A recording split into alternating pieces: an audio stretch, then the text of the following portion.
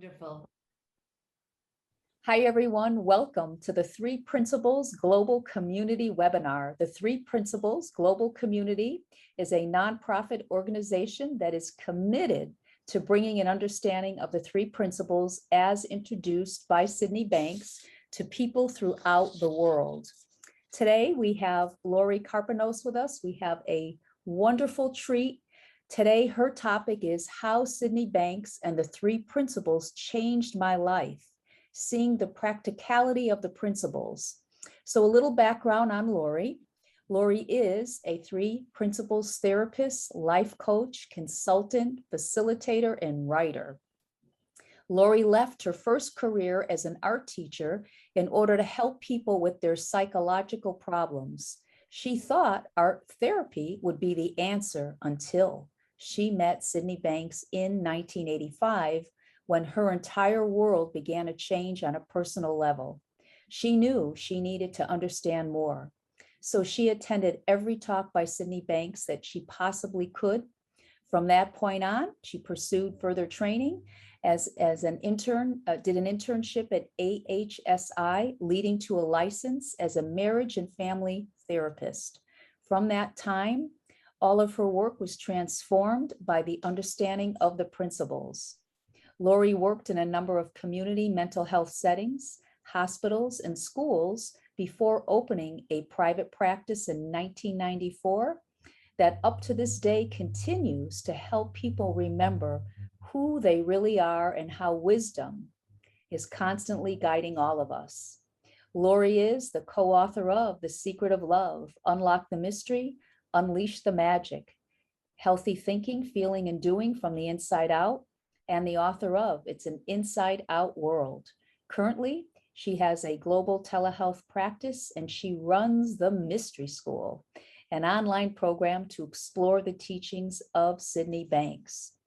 And we will have Lori's website available below the YouTube video. Lori, welcome.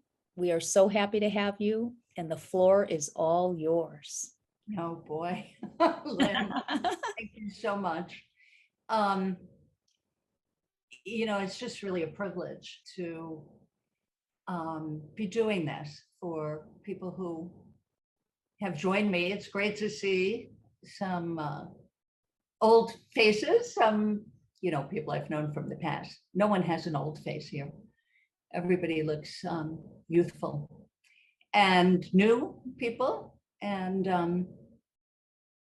it's just been incredible. Anybody who's listening to this, I want you to know that you landed in a new world, not because of what I'm going to share with you, because of what all of you are going to be sharing with each other, because I really want this to be interactive. Lynn and I found out just at the start of this that Lynn lives one town away from me.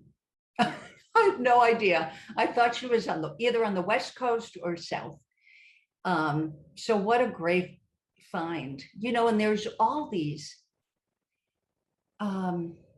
connections that are being made now through the Three Principles community, which the last time I did a webinar for 3PGC was in 1994, because I had this habit of saying, well, there's so many wonderful teachers, so many wonderful Three Principles teachers.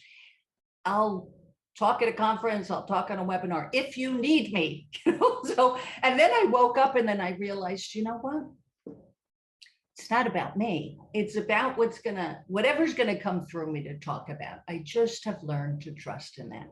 It's got nothing to do with Lori the person. So, with that said, I want all of you to ask a question, make a comment at any point. I really don't know where I'm going to begin, because I've had like 3 different plans. And of course, wisdom said to me, less planning, the better. But then I remember Troy Pransky teaching us, which was wonderful to have like 3 points. So what are my 3 points? My 3 points changed probably 10 times. But the main point that I want to share with you is the value, that I have only, I don't want to say begun to see. I mean, I saw the value from the moment I was really touched by one comment that Dr. Blevins made. I was using him as my therapist, even though we were on two separate coasts. I would go to LaConner from Connecticut. And Keith said one sentence to me. I don't even think I should tell you the sentence because it's going to sound like a technique.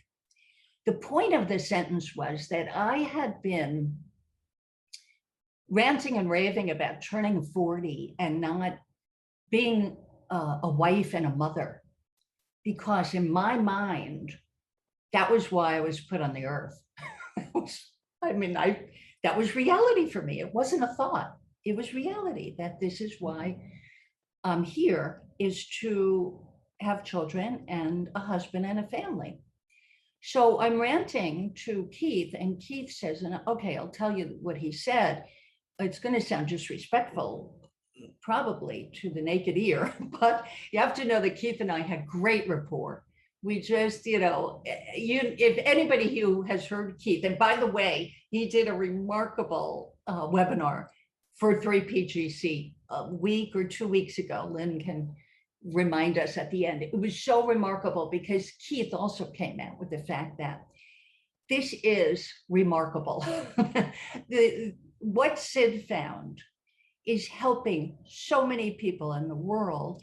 And when I talk about what I want to talk about, you'll see why that is. It's like, man, the saying, I could have had a VA, comes to mind. That when people find out who they really are, that they're not their personality, they're not what they think, they're not their ideas, they're not their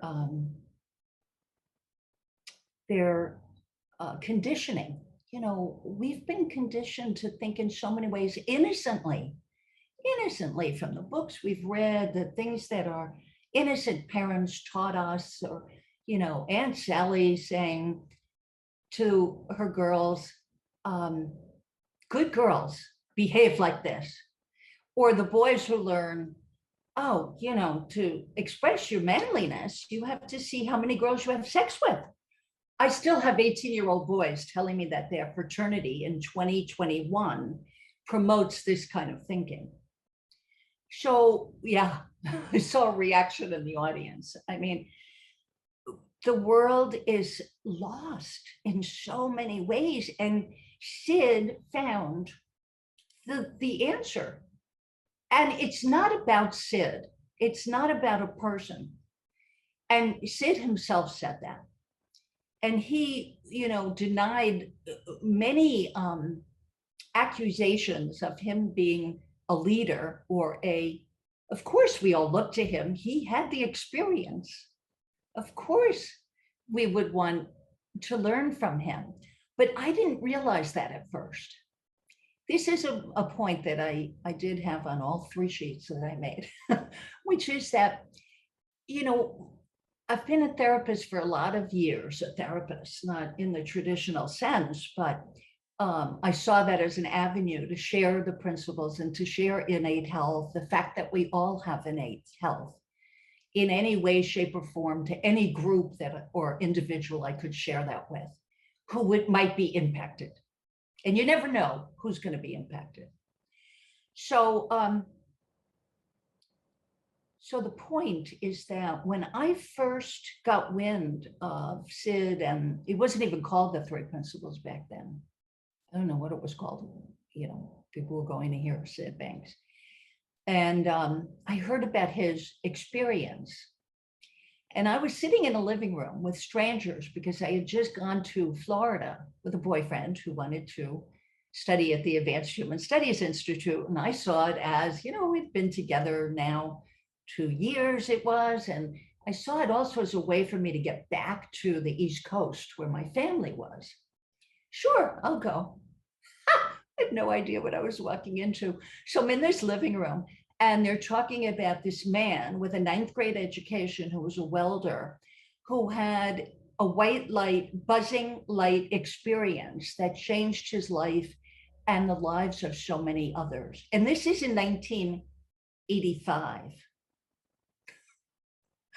Well, I mean, I was in my 20s and I was reading a lot of books that hippies were reading, like all about the psychedelic drug culture, and Be Here Now by Ram Dass, who was actually a Harvard trained psychiatrist on experimenting with psychedelics.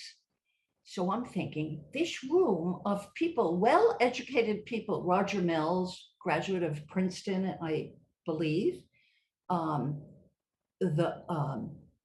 Rick Suarez, who's a psychologist, and his wife, and so many others that I can't even remember. I mean, that because my memory is foggy, I would see these same people in some of the talks later on. So if Bill Pettit, the psychiatrist, was there or not, I can't say for sure. But I wanted to run out of that room. I was just really freaked out by that. But I went to the first talk of SIDS anyway, and I got really hit. And I didn't realize that was what happened to me.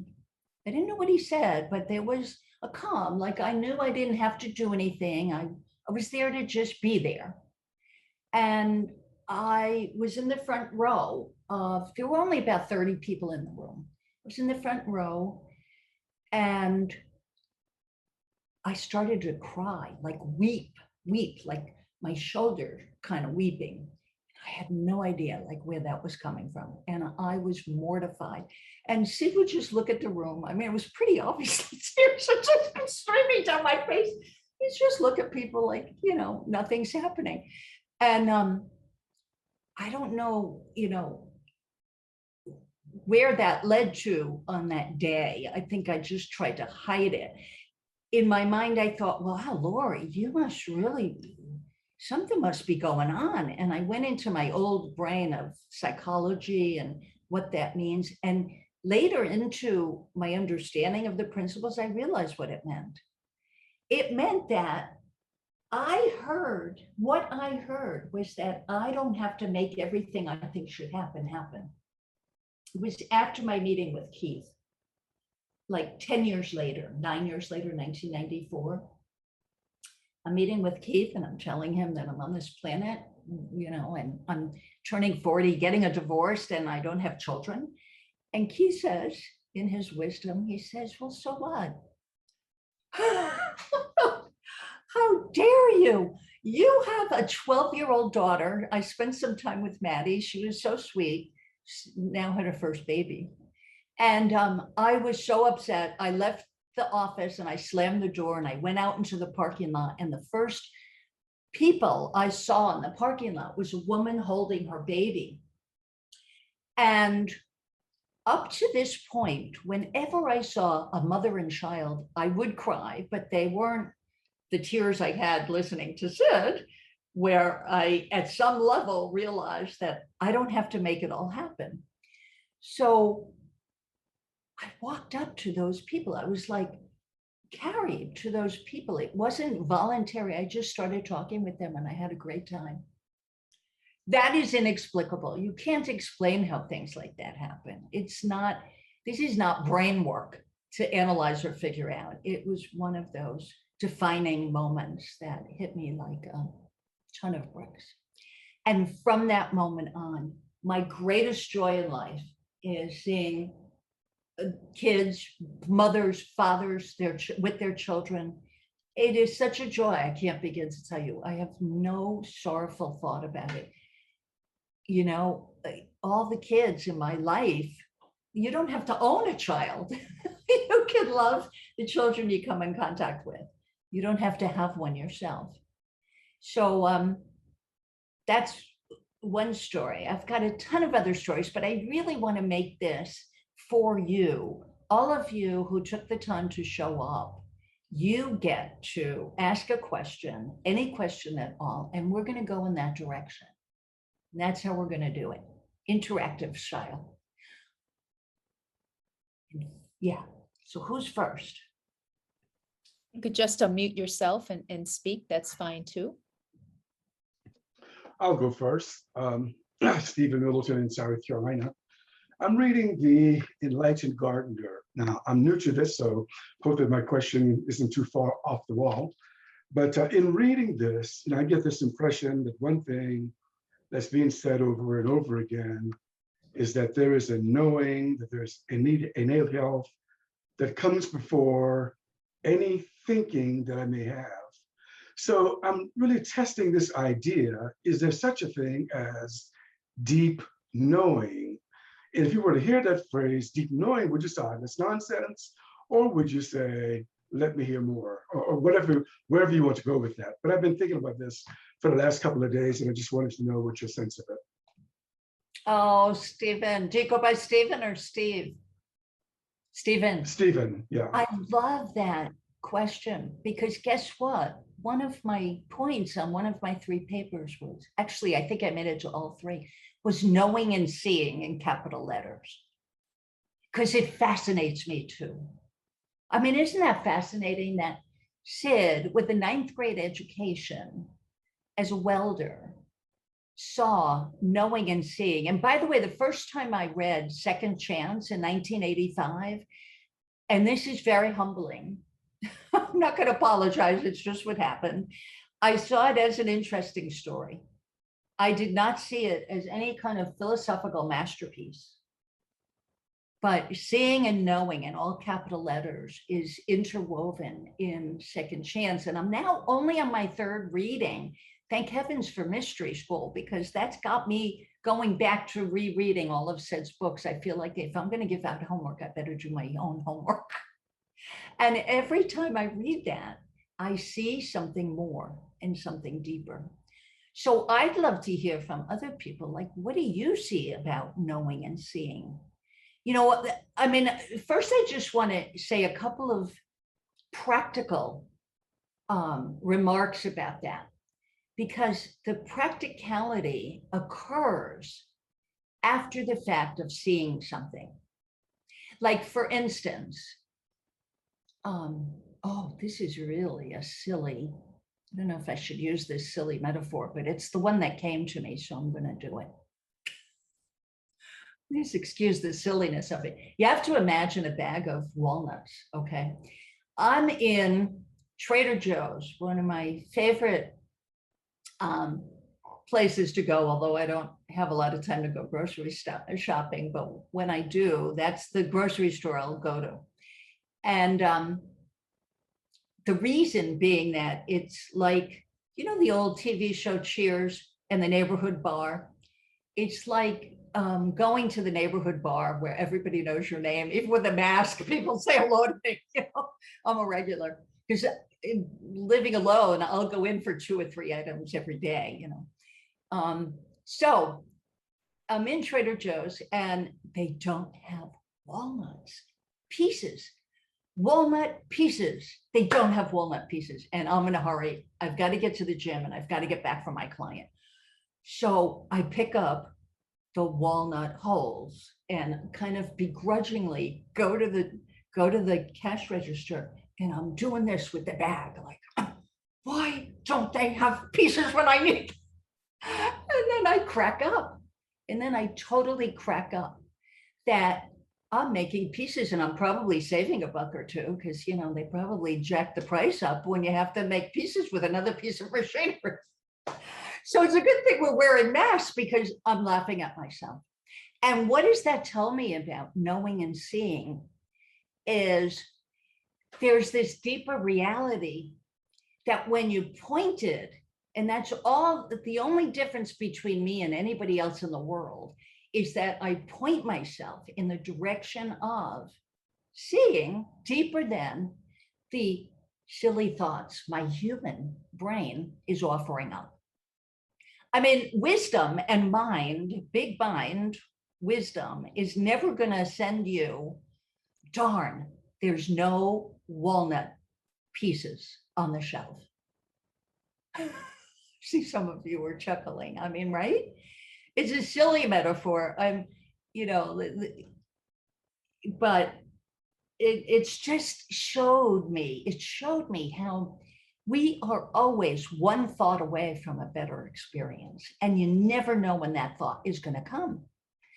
But being open to observing, like there must have been some observation, like I allowed mind in enough to laugh at the fact that I am pissed at not being able to get walnut pieces and I'm crunching this bag.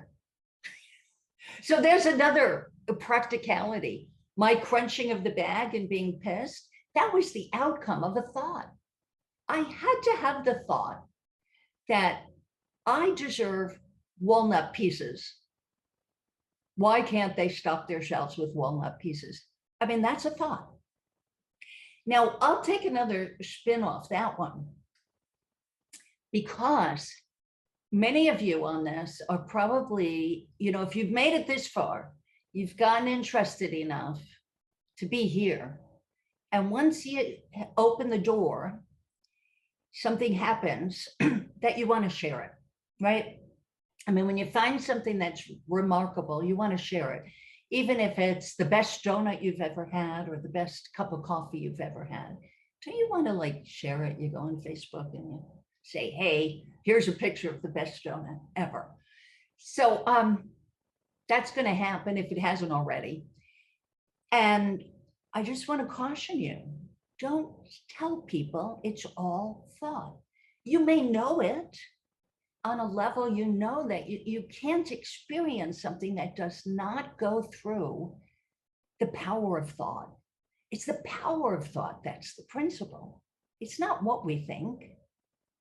That's the outcome of this formless energy that allows us to think. What a gift.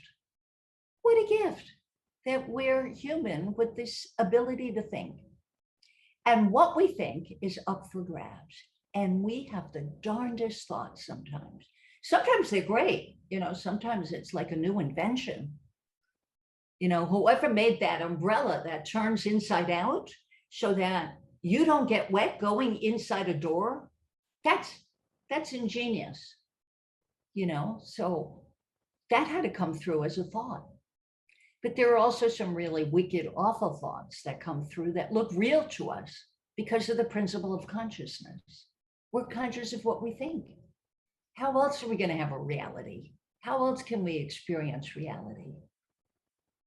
So, yeah, of course, we want to talk about that and explain that to people. And I have a really good friend. We take a walk almost every day. I love her. We're like sisters. In fact, we met years ago at the first and only video I provided. Lynn, you may know of this, Hartford Hospital's something complementary medicine. And they were going to follow up. The nurse who let me in the door to give a Sid Banks video wanted me to follow up with her unit of nurses. And then they had this big thing. This was way before COVID. The whole unit had to close because they had to remodel it. We never got back together, but I just trust that things happen in the right time. So this friend of mine was at that video and really liked it, loved it. I don't know, loved it, but liked it. And she happens to be a very high level psychologist that is very revered by many, many people. And I love her, and she's a wonderful person. She does such a good job because of her feeling. Her feeling is just really great. And we were talking about something, about someone we know who swore she would never get married and she would never live with a man because she had a really rocky divorce. And that person had been in an online group. We have a group of women that gets together once a month, talking about how grateful she is that they're now living together. And she had bought a wonderful house that was way too much for one single woman to take care of. Are you kidding me? And he has been so handy and so good with lawnmowers and construction and the flood that happened and on, and snow removal. And so this woman chuckled, and I said to my psychologist, a friend, I said, and what changed? Only one thing changed. And I said, her thinking about it. And my beautiful, wonderful friend got mad at me. Well, it's more than a thought. And I just got quiet and I listened. And you know what? By the next 4 or 5 minutes, that's all. She just went on about, and it was beautiful that I could see how she could see that it's more than a thought at her level of understanding. And that's what we came to, that her understanding changed. That's a thought. Our understanding is a thought, and consciousness, right? Our level of understanding lifts up with our level of consciousness. Mind, thought, and consciousness are one, but it really helps breaking it into 3, because you see how they work together. It really helped me. Jack Pransky cut me off from giving the metaphor of an old movie projector, because he said, I'm tired of hearing it, Lori, and this new generation, they probably don't even know what a movie projector looks like, but they do, of course. So I'm going to give it, because he's not on this program. And I don't know, raise your hand if you think that'll be useful. Maybe it won't be. I don't have to say it. Okay. Oh, good. Okay. I got half the room. So the other half of the room is going to have to put up with it. It is kind of silly, but it did it for me. And so it might do it for other people. Just don't overuse it. The movie, the projector, you have to plug it in for it to have energy. So to me, that where's that energy coming from? It's formless. That's the creative intelligence of the universe. To me, that metaphor is like the limitless creative intelligence of the universe, right? And so you plug it in, and then that energy comes through all the little films, right, around the reel. Each film is like another thought, and you turn on the light of consciousness comes through those little squares of thought, and it gets projected onto the screen of life. The screen of life. I love what Sid said about, we go through life as artists. We're not cameras. We're not recorders. And that's how society will have us think, that it's all happening out there and we are just recording it with our eyes, our ears. But that's not the way it goes. It's going out. And here's a practicality of it, because the word that comes to me that has been so strong for me in my practice, which is a lot of relationship work. I see individuals also, but even with individuals, it's the concept of love. It's so much more than love. Yes, in the 3 principles community, we talk about and in other communities, other spiritual communities, talk about the fact that we are love. That's who we are.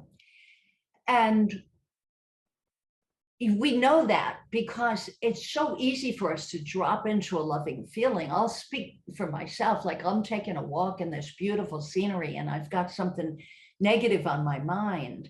And all of a sudden, a mother in her baby carriage wheels by and I got to see the baby and I just break into all smiles. That's, in an instant, I'm in love with this strange baby. I'm in that feeling of love, or I'm in that feeling of love, beholding nature that I get to experience. It's just so filled with awe. That's love, right? Call it what you want. I mean, that's a good word for it. It's short, it's 4 letters. It's good. I like it. Sounds good.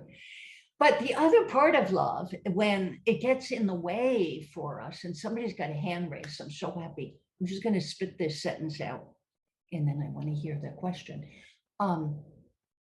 So when we expect love to come to us, at us,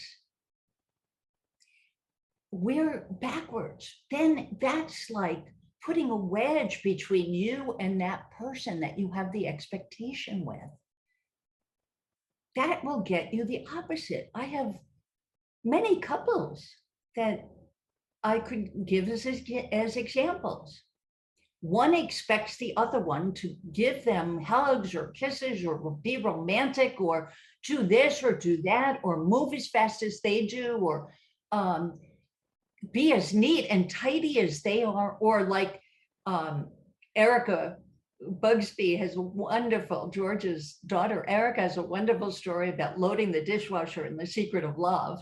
It explains this so beautifully that she realized it was her thinking that was getting in the way of opening herself up to, hey, there's another way to live. You don't have to do everything perfectly and stack things perfectly, and how much she had missed out on by being more open to all the love that's around her. It's fascinating.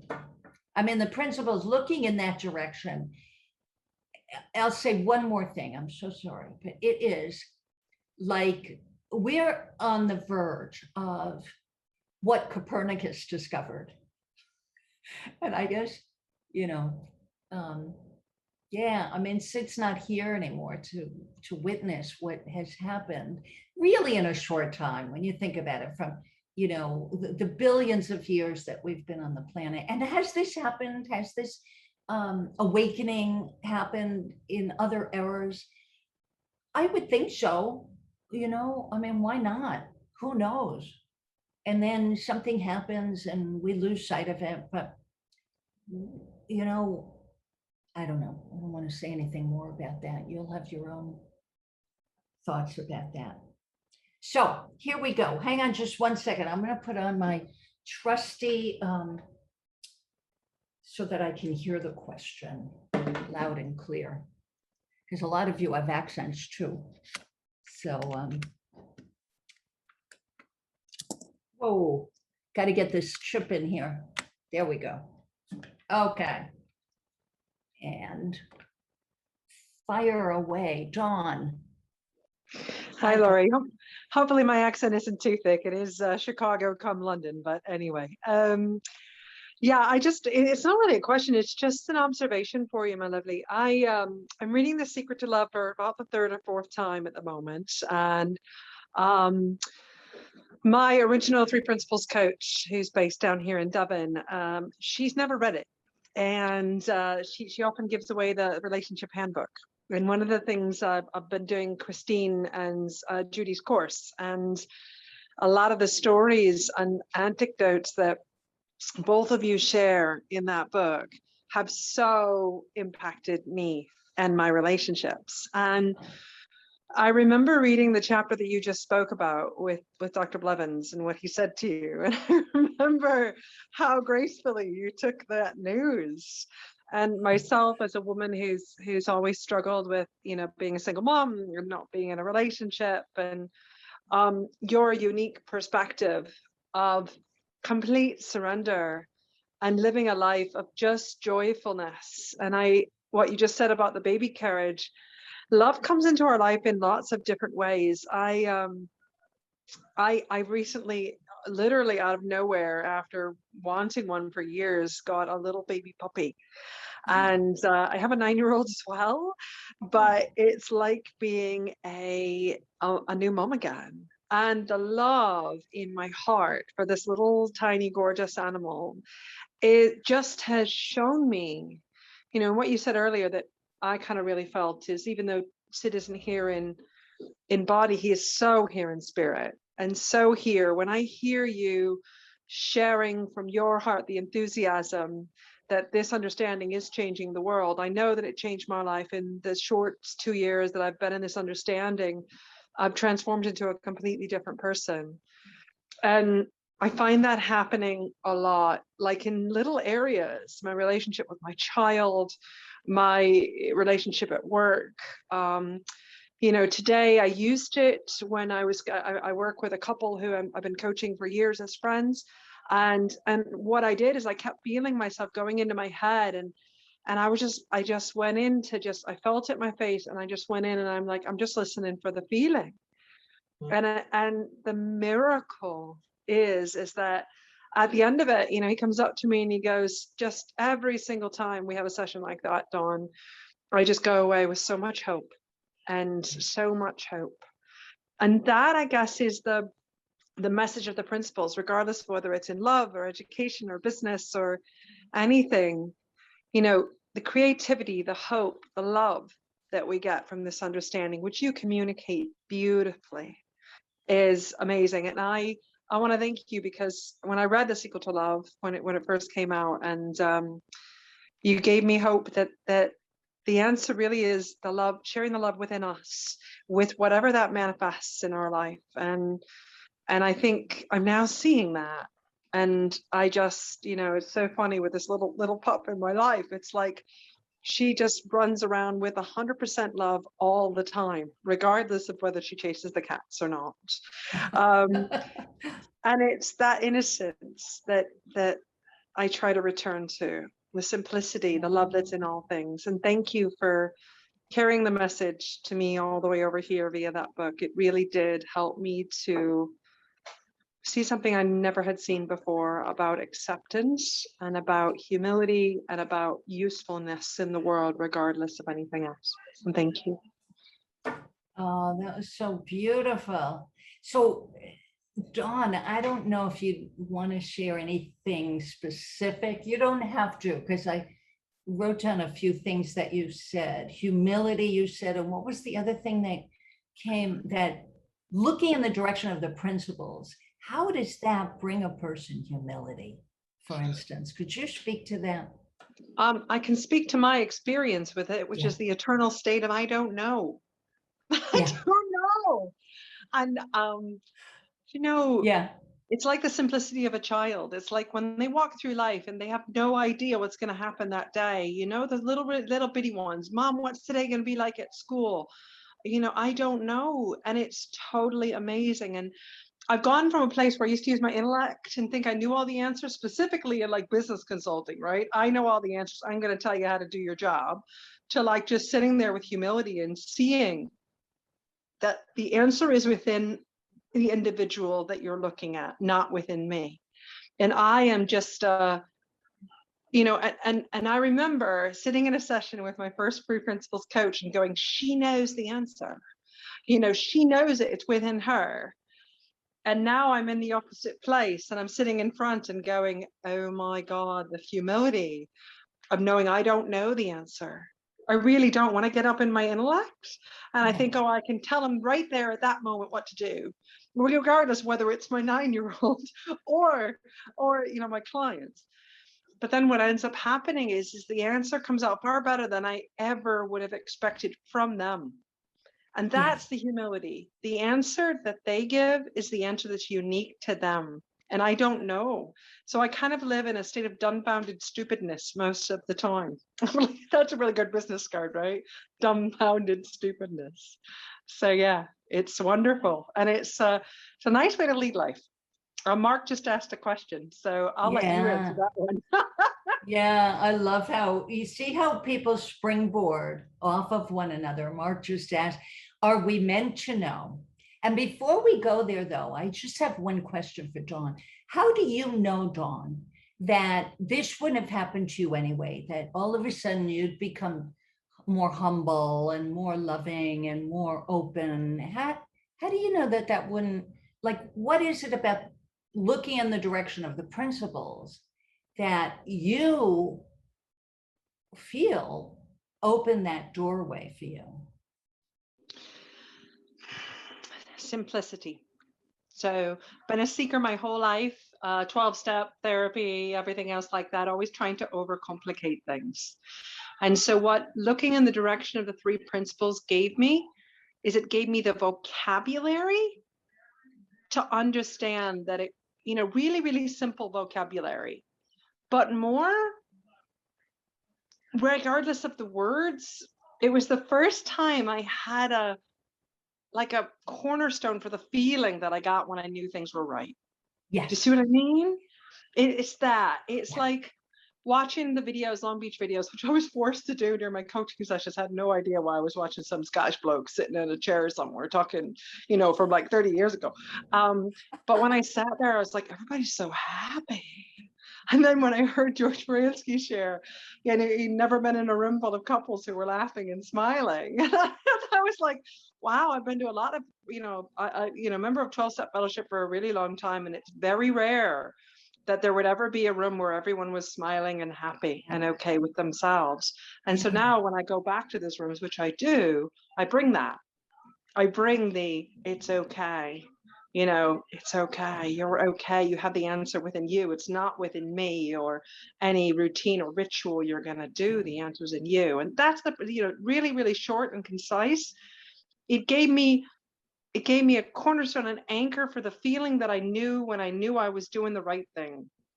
And So that's it. That's the ticket. It That's comes all. with a feeling, it. Yes. Yeah.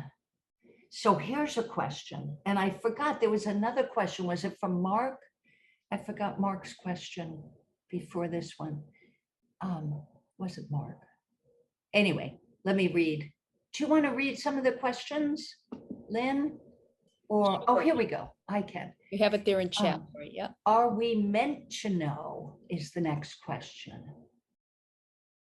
Yeah, right. And then Christina says, I think there's great value in accepting that sometimes we just don't know. And that's part of the human condition. Exactly. What's so interesting is that why is it that people in this community, people looking in the direction of the principles, why is it that we're all talking about it's good not to know? It's a good place to be as long as the feeling is nice, because that's the doorway, that's the opening for a deeper knowing, a deeper knowing, a knowing that, and maybe this is the answer to all capital seeing and knowing, that,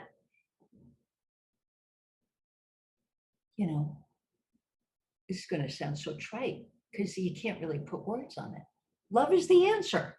If you boil down the principles, if you boil down, the fact that we're taking formless energy that doesn't have conditions on it.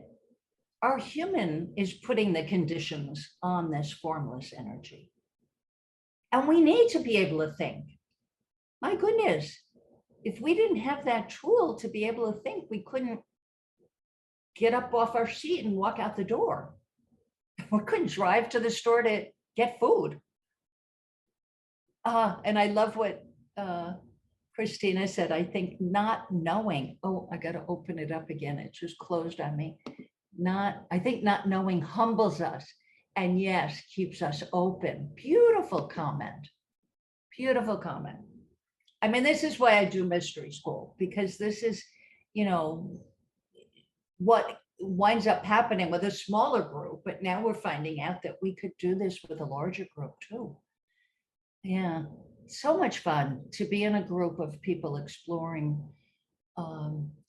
what Sid discovered, what Sid found, and we're all springboarding off of each other's insights. So another comment. What is it that we are not meant to know? What is it that we're not meant to know? I don't know. Who wants to answer that? I'm trying to complete blank. What do you think, Lynn? What do you think, Azul? I'll answer. What is it that we're not meant to know? Who knows? Who knows? Right. I love that. That's great. What about the Yeah, future? What shows up in my mind is the future. We're not meant to know the future. right, right. That's- Isn't that true? Yeah, and that's the part of that's the mystery of life. We don't know what's going to happen in the next moment. Yeah. I can't talk and have my glasses on at the same time too well. And you know what Can I I always say say, something Lori? about- Go ahead. Oh. Go ahead. Can I say something about love? I think that love has nothing to, we feel love, but it's inspired from within us. And it doesn't have to do with, it doesn't have so much to do with the puppy or the baby or the partner, because that partner or that other person or being can be cute and loving to one person and maybe scary or unwanted in another perception. So it's all about perception. In that moment, exactly. And that's the practicality of the principles, isn't it? I'm so glad you said that, Christina. You know, the practicality of the principles comes in when you realize just because you're annoyed by your partner or your puppy or your child this moment, there'll be another moment when, and there were moments in the past where you thought that same behavior was adorable. Why not? You know, that may happen in the future. We don't know what thought we're going to have in the future, but why pay attention to the thoughts that are not pleasant? How is that going to benefit us or the other person? Doesn't mean that you don't have a child that you discipline and you teach. You know, I don't even like the word discipline. You teach them to use their wisdom. They have wisdom too, any age. Right? Yeah, there was something else I wanted to say and I'm forgetting. Looks like we have another question. Wow, this is great. If we default to pretending to know, then we close the opportunities to see fresh. For example, shift our consciousness and evolve our understanding. Beautiful, Veronica. Wow, it's very beautiful. Right. You know, I just told this at something, I can't remember. It was a webinar I was on recently. I just told, we were talking about our first jobs. I was a waitress at a really swanky restaurant because my big sister in college set me up with this. Nobody trained me. I had never waited on a table. I had never been to a swanky restaurant, that's for sure. So I had no idea how to serve these, you know, foods. You know, how do you serve oysters? And, you know, at one point I took the dish that, and I made it separate from the bowl of oysters. I didn't know what I was doing, but I also had an uncle who what had been served. I won't tell that story, it's a little too personal. So my point being that, you know, what's wrong with asking somebody to show us something? I had this belief, these thoughts as this 20-year-old, as a waitress, that I should know this stuff. So I was too embarrassed and too ashamed to ask anybody. I got no training. I didn't last very long. I don't remember being fired, but I just never got called in again. I think I was like called in to take the place of somebody that my big sister needed to fill. And I was too shy back then to ask her like more questions about that. That was an interesting experience. Can I be trained and do that more often? I later found out Sophia Loren was part owner of that restaurant. that I made a fool of myself at when I was 20.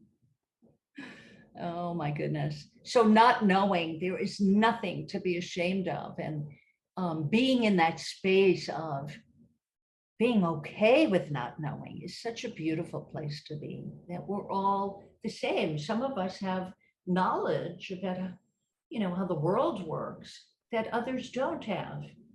I don't know how to change the oil in my car. I don't know how to change. I could learn how to change a flat tire, but believe me, it's not on my list of priorities of things to learn. Yeah. We So have a where hand should up, we go? Lori. We have a hand up, Bevan. Oh, go. Yeah. What's come to mind, this has been actually phenomenal. I just dropped into this very deep, silent place, so this must be full of truth today. In terms of the question, are we meant to know? Recently, I read or heard that it doesn't matter how high our consciousness gets, we're only 50% there. And so, in a sense, living in the question of what's next, which is something I not wanted to hang out in what next. But in reality, if we hang out on what's next, we keep opening to possibility. Yeah. And the next level of understanding that we need will show up. So we're only ever 50% there. It doesn't matter what our consciousness is. I love that. I love that. There's no end. There is no end. Yeah. Right. Yeah, that's so exciting. And it's so hopeful. The world really needs to hear how hopeful this is for people. Yeah, I mean, do any of you have an example of some transformation? It could be yourself or somebody somebody that you coached, some like enormous transformation. I would say that my experience with Keith Blevin was an enormous transformation, that I could have lived a life miserable, that I didn't have children, jealous of everybody else having children. Can you imagine? I don't want to imagine, but I'll bet you there are people on the planet living like, I know there are people living like that. And it doesn't have to be. Nobody needs to live like that. That's why they're getting this out into schools now. Yeah, to children. I mean, what a different life they'll have.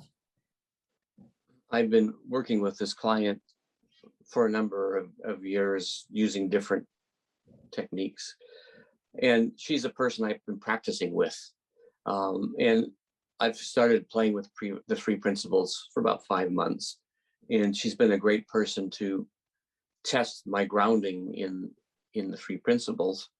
And I've told her similar things for years, but I told her this story. I had replanted my lawn with a drought resistant, bee-friendly grass with lots of clover in it, because we live in an area where we get into drought in the summer and the lawn just dies. I have a neighbor 4 doors down, or had a neighbor, who detested clover. It was like devil's weed. Her father had taught her that clover was the devil's weed and it should never be planted. And she just got incensed that I should choose to plant clover in my front yard. And they put their house up for sale and they sold it. And just before she left, she said to my wife, and you can tell Bevan that his planting the clover was the last straw. So You're planting clover? Clover was the last straw, and that's supposedly why they left. And her lawn, CLOVER. clover, There's a like the 3-leaf clover. And her lawn was immaculate, and I really loved her yard. I mean, I'm sure she was out there measuring each blade of grass to make sure it was exactly. But here was this immaculate yard owned by someone who lived in such misery because I planted clover. I told that story to my client, and I maybe had told it to her before, and I don't know what it is she heard in that story, but the next time we met, it was like she was a different person. She was full of light. She looked directly into the camera at me. Something had shifted in that telling of that story. And I don't exactly know what she heard that was different than things I'd been telling her before. Yeah. So when people are ready to hear, they hear. And Yeah. the use of stories can be very powerful, and we don't necessarily know what they're going to hear. Right, exactly. And now mostly when we meet, she's coming from a state of wellness. And then my job is to remind her when she goes off into lower consciousness that her birthright is wellness. And Yeah. she gets that and comes right back to the light. So yeah, this has been very, very powerful. So who would have guessed that my neighbor's anger about Clover would transform someone else's life? Right. Maybe my walnut story will do the same, Ben. Yeah, no, I think that was a great story. You never know where you're going to get a good metaphor. Yeah. But you really piggybacked off of the other comment that was made about you never know, like you all of a sudden see transformation, and you never know that's going to happen.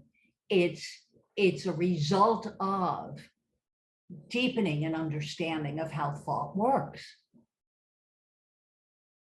I mean, it's so clear to me that that's the mechanism that gives you that outcome. And you just don't know. It's just a matter of being open to seeing, capital SEEING, just be open to seeing more and knowing more. And that's also a shift in consciousness. Seeing and knowing raises. Like I'm seeing stuff now. I mean, think about it. Since 1985, I've been around this for a while, and I'm seeing stuff just in the last year that it almost seems to, what's that thing when you put money in a bank and it compounds? It almost Compound seems interest. to compound what's that, Bevan? Compound interest. It's Compounding yes, interest. Yeah. You're That's ready what to it's hear like. when you hear. In the 70s, I didn't live that far from Sydney Banks. He lived on Salt Spring Island. I lived in Vancouver. I don't Oh, even wow. remember if I heard of him, but I was doing all sorts of personal growth stuff in the 70s, EST and all sorts of stuff. And either I missed Sydney or I wasn't ready to hear what he was saying. And then about 3 years ago, maybe 4 years ago, a friend suggested Michael Neal's work, and I wasn't ready to hear it. It just went no.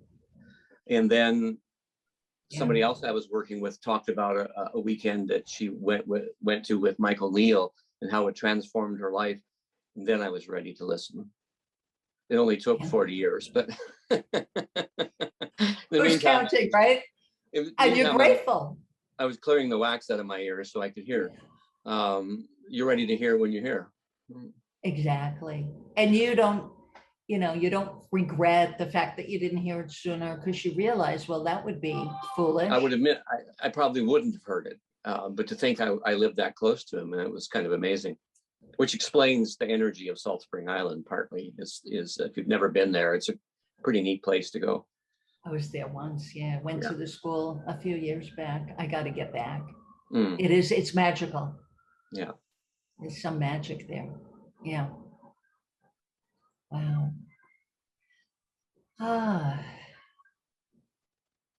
So much good stuff. And that's why I opened up by saying that. Lucky for all of you who are on this with me and anybody who's listening at another point, that we're just so fortunate that, this was, not only did it come to humanity in our lifetime, but the fact that we were open, and I was not open at first. That's the other thing. And that's what helps me with clients who will say, well, yeah, but somehow they stick around and they hear something, some more than others. And I have to tell you, this is why I started Mystery School, is because my clients who listen to Sid's recordings and read his books, they do better because it points them in the direction of their own insights. They move further, faster. I'm no special person, and I resisted this. You heard, like I'm a real skeptic unless I have an experience of something, I'm not one to believe in something. I don't believe in stuff. I have to have a direct experience to see it. So, you know, I just feel so lucky. You know, it's like Sid said, you know, why me? Yeah. Well, Lori, why don't we wrap up? It's a little bit after 3. I It can went listen so to you all fast, day. I Lynn. want We another started out, hour. we said we were gonna have a conversation, you and I. Can we do another one, just having that I know, I conversation? love That it, was so absolutely. wonderful. Yeah. Thank you so much from Paul. Is there a link to the recent talk Keith Blevins gave? Yes, thank you for bringing that up, because really, listen to that. Keith really spells it out that we're just so lucky, you know, and Keith was one of the people, because he's got a fancy PhD from a really prestigious school, Baylor University. And I started thinking, well, I don't think Keith is on psychedelics. And he's listening to Sid. And I don't think these other people are going to risk being on drugs that are risky for their brain. And that's what opened my eyes to say, maybe there's more here than I realized at first. Sorry, Lori, can you share a little bit about what is Mystery School about? Oh, sure. Yeah. Do we have time? Yeah. Well, you know, if you have to leave, then Go right ahead. I just Lori. want to thank, what's that, Lynn? Go right ahead, hon. Okay. I just want to, if you do have to leave, I want to thank you for joining me. You've all been such a great audience. Because I like to do interactive stuff. I want to know what people are interested in and speak to that. There's so many ways to go with this. So Mystery School, if you just go to my my website, which is the number 3 principlestherapy.com. And you'll see Mystery School on the menu, right at the top left. Love to have you guys. We just opened it up for a monthly membership, because I want, you know, everybody to be able to be there. You know, it's not expensive. Like somebody pointed out, you know, it's less than a 1-to-1. I offer a 1-to-1 session for everybody who joins, and a lifetime membership is less than what a lot of therapists charge for a 1-to-1. I don't charge that much for a 1-to-1, but a lot of therapists in Connecticut do. You know, if they have a PhD, but they don't have a 3 principles background. So anyway, I'd love to have all of you there. It would be, you know, a continued party. And it's so nice, you know, to springboard off of each other. And also it's a way, like, I like having a community to talk about, you know, and that's what I had when I was coming up in the 3 principles, so to speak, because we'd go to annual conferences and we'd go to Sid Talks and we'd talk at lunch or dinner about what we were hearing. And I realized, my gosh, we could be doing the same thing online and with people from all over the world. There's somebody from South America and South Africa and California and Oregon and all over the place. Somebody from Kuwait and Israel. How cool is that? Yeah. Yeah.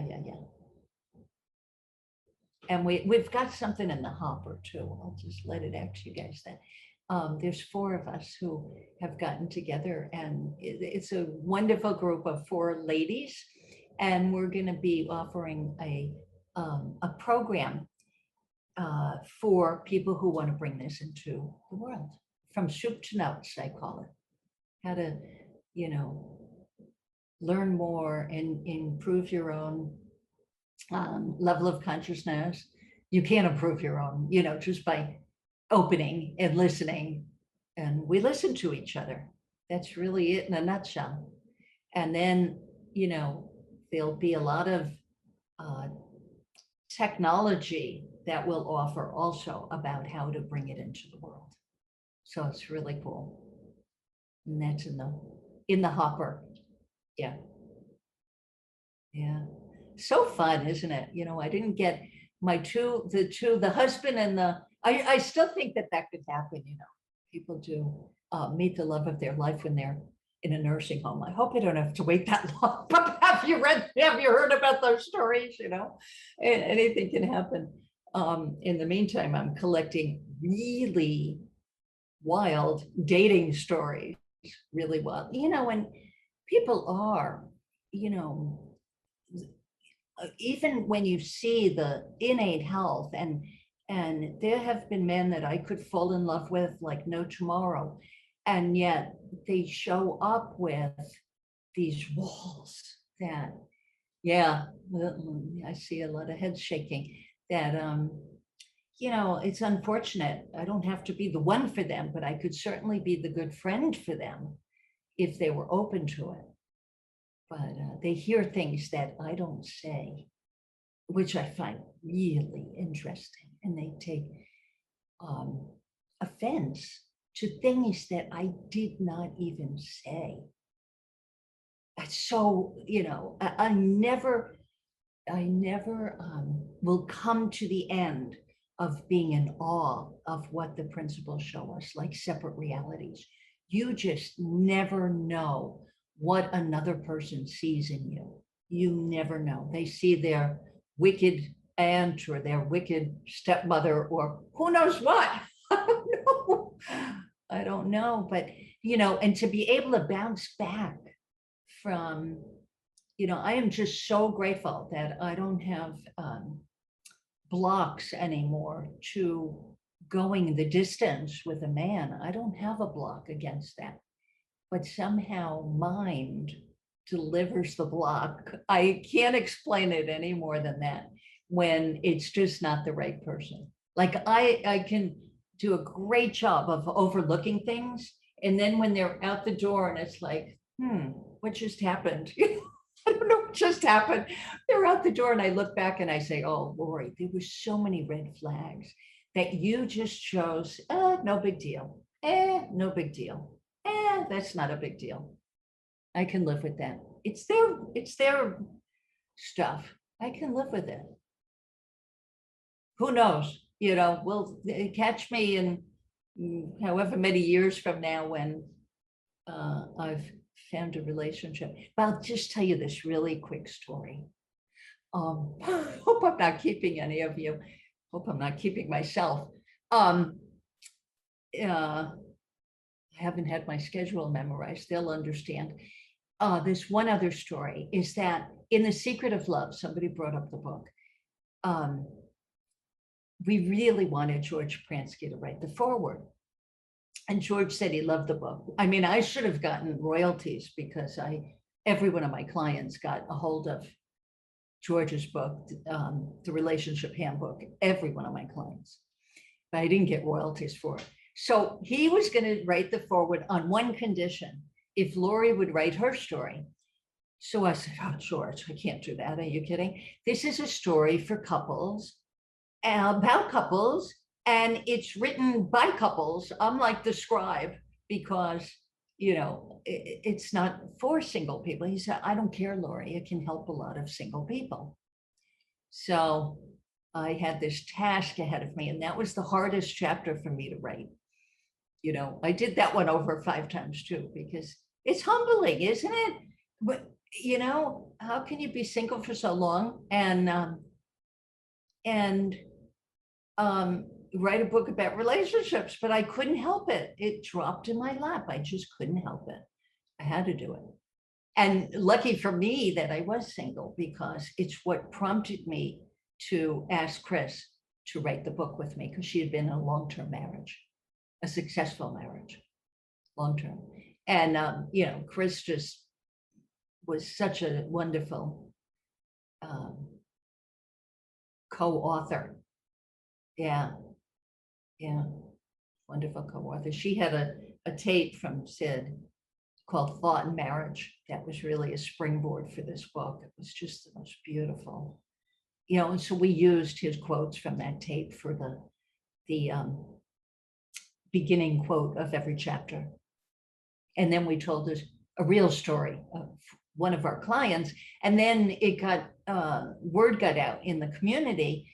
And so people were saying, hey, we got a story, you know, Elsie and Ken and Chip and Jan and so many, Dickin and Koisi and Erica and her husband. I mean, so many great stories from the community, the Three Principles community. That you know, again, I just feel really privileged. We don't make any money from the book, but it doesn't matter. It took 10 years of my life.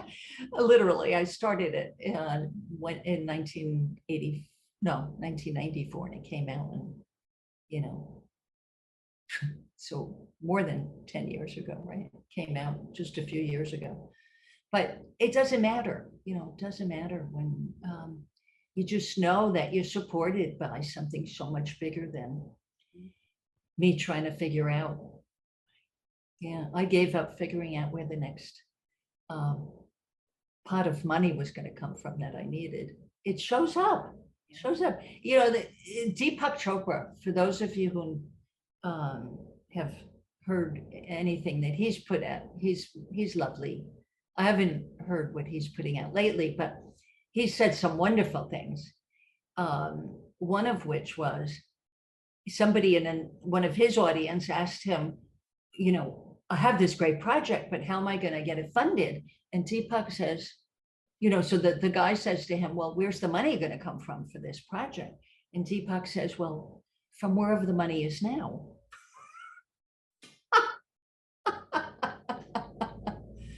Right? I mean, that's really the way life works. Well, we're busy worrying. And do people go bankrupt and have difficulties?